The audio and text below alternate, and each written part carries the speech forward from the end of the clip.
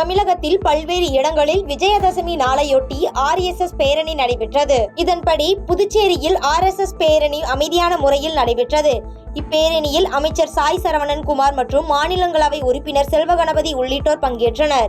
மேலும் செங்கல்பட்டு மாவட்டத்தில் உள்ள மறைமலை நகரின் முக்கிய வீதிகளில் RSS பேரணி நடைபெற்றது. இதில் 150க்கும் மேற்பட்டோர் கலந்து கொண்டு RSS தேச சீருடை அணிந்து பேரணியில் ஈடுபட்டனர். இதேபோல் திருவண்ணாமலை மாவட்டம் தண்டராம்பட்டு பகுதியில் உள்ள முக்கிய வீதிகளில் RSS பேரணி நடைபெற்றது. ராசிபுரத்தில் கனமழை காரணமாக தலைமை மருத்துவமனையில் நீர் தேங்கிய நிலையில் அதை மாவட்ட ஆட்சித்தலைவர் ச. உமா ஆய்வு செய்தார். நாமக்கல் மாவட்டம் ராசிபுரத்தில் கனமழை பெய்ததால் அப்பகுதியில் உள்ள தலைமை மருத்துவமனையில் நீர் தேங்கிய நிலையில் அதை மாவட்ட ஆட்சித்தலைவர் ச. உமா ஆய்வு செய்தார்.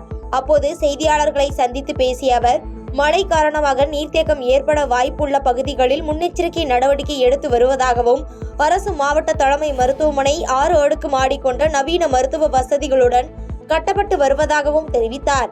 மேலும் தொடர்ந்து பேசிய அவர், மாவட்ட நிர்வாகத்தின் தொடர் நடவடிக்கையால் தற்போது நோய் தொற்று கட்டுக்குள் உள்ளதால் பொதுமக்கள் அச்சப்பட தேவையில்லை எனவும் கூறினார். தமிழகத்தில் பல்வேறு இடங்களில் விஜயதசமி விழாவையொட்டி RSS பேரணி நடைபெற்றது. இந்நிலையில் மயிலாடுதுறை மாவட்டம் குத்தாலத்தில் விஜயதசமி விழா, சத்ரபதி சிவாஜி 350வது ஆண்டு முடிசூடிய தினவிழா, அகல்யா பாய் ஹோல்கர் 300வது ஆண்டு ஜெயந்தி விழா ஆகியவற்றை முன்னிட்டு ராஷ்டிரிய ஸ்வயம் சேவக சங்கம் சார்பில் கொடி அணிவகுப்பு பேரணி நடைபெற்றது. இதில் RSS அமைப்பினர்கள் ராணுவ அணிவகுப்பு போன்று பேரணியாக சென்றனர். இதில் பாஜக, இந்து முன்னணி, விஸ்வ இந்து பரிஷத் உள்ளிட்ட பல்வேறு அமைப்புகளின் பொறுப்பாளர்கள் கலந்து கொண்டனர். மேலும் தருமபுரி மாவட்டம் பாலக்கோட்டில் RSS அணிவகுப்பு ஊர்வலம் நடைபெற்றது. இதில் RSS அமைப்பினர் பாலக்கோட்டில் உள்ள வாசவி மகாலில் இருந்து பேருந்து நிலையம் வரை பேரணியாக சென்றனர். ராணிப்பேட்டை மாவட்டம் சோளிங்கரில் RSS நூற்றாண்டு துவக்கம் மற்றும் விஜயதசமியை முன்னிட்டு சமுதாய நல்லிணக்க அணிவகுப்பு ஊர்வலம் பொதுக்கூட்டம் நடைபெற்றது. சமூக ஆர்வலர் பிரகாஷ் தலைமையில் நடைபெற்ற இப்பேரணியில் RSS அமைப்பு, பாஜகவினர் உட்பட பலர் கலந்து கொண்டனர். தஞ்சாவூர் மாவட்டம் கும்பகோணம் அருகே ராஷ்டிரிய ஸ்வயம் சேவா சங்கம் சார்பில் அணிவகுப்பு ஊர்வலம் நடைபெற்றது. இதில் 300க்கும் மேற்பட்ட அமைப்பினர்கள் கலந்து கொண்டனர். நெமிலியில் பாமக நகரம் ஒன்றியம் சார்பில் கிழக்கு மாவட்ட செயற்குழு கூட்டம் நடைபெற்றது. ராணிப்பேட்டை மாவட்டம் நெமிலியில் பாமக நகரம் ஒன்றியம் சார்பில் வருகின்ற 9ஆம் தேதி அன்புமணி ராமதாஸ் பிறந்த நாளை மருத்துவ தினமாக கொண்டாடுவது கிழக்கு மாவட்ட செயற்குழு கூட்டம் நடைபெற்றது. மாவட்ட தலைவர் தலைமையில் நடைபெற்ற இக்கூட்டத்தில் பணப்பாக்கம் டாடா மோட்டார்ஸ் நிறுவனத்தில் நிலம் வழங்கியவர், சோளிங்கர் அரக்கோணம் பகுதிக்குட்பட்ட உள்ளூர் மக்களுக்கு வேலை வழங்குதல் போன்ற பல்வேறு தீர்மானங்கள் நிறைவேற்றப்பட்டது. ஊத்தங்கரை அருகே ரயில்வே தரைப்பாலத்தில் தேங்கிய நீரால் சிக்கிய தனியார் பேருந்தை JCB உதவியுடன் மீட்டனர். கிருஷ்ணகிரி மாவட்டம் ஊத்தங்கரை அருகே உள்ள ரயில்வே தரைப்பாலத்தில் கனமழை காரணமாக அதிக அளவில் நீர் தேங்கியது. இந்நிலையில் தனியார் ஆடை உற்பத்தி நிறுவனத்தில் பணிபுரியும் ஊழியர்கள் வேலைக்காக பேருந்தில் சென்றபோது தேங்கிய நீரால் பேருந்து பழுதாகியதால் JCB உதவியுடன் பேருந்தில் சிக்கிய 22 பெண்களை மீட்டனர். தமிழகத்தில் பல்வேறு இடங்களில் விஜயதசமி விழாவையொட்டி RSS பேரணி நடைபெற்றது. இதன்படி சேலம் மாவட்டம் இளம்பிள்ளையில் RSS நூற்றாண்டு தொடக்க அணிவகுப்பு ஊர்வலம் மற்றும் பொதுக்கூட்டம் நடைபெற்றது.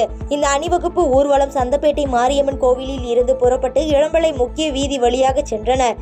இதில் RSS தென் பாரத தலைவர், மாவட்ட தலைவர் உட்பட பலர் கலந்து கொண்டனர். மேலும் இக்கூட்டத்தில் தற்காலிக சூழலில் ஹிந்துத்துவ தெளிவுரை என்ற புத்தகம் வெளியிடப்பட்டது. இதைத் தொடர்ந்து திருவள்ளூர் மாவட்டம் செங்குன்றம் அடுத்த பாடியநல்லூரில் காந்தி ஜெயந்தி, வள்ளலார் ஜெயந்தி மற்றும் விஜயதசமியை முன்னிட்டு RSS அணிவகுப்பு ஊர்வலம் நடைபெற்றது. இதில் RSS சீருடையுடன் அர்ஜுன் சம்பத் உட்பட 300க்கும் மேற்பட்டோர் அணிவகுப்பில் பங்கேற்றனர். மேலும் இதில் 400க்கும் மேற்பட்ட போலீஸ் பாதுகாப்பு பணியில் ஈடுபட்டிருந்தனர். பாரம்பரிய ஜாமியா பள்ளிவாசல் உள்ளிட்ட அனைத்து மஹல்லா இணைந்து மாபெரும் பேரணி நடைபெற்றது. தூத்துக்குடியில் உள்ள பாரம்பரிய ஜாமியா பள்ளிவாசல் உள்ளிட்ட அனைத்து மஹல்லா இணைந்து உலக நன்மைக்காக மாபெரும் பேரணி நடத்தினர்.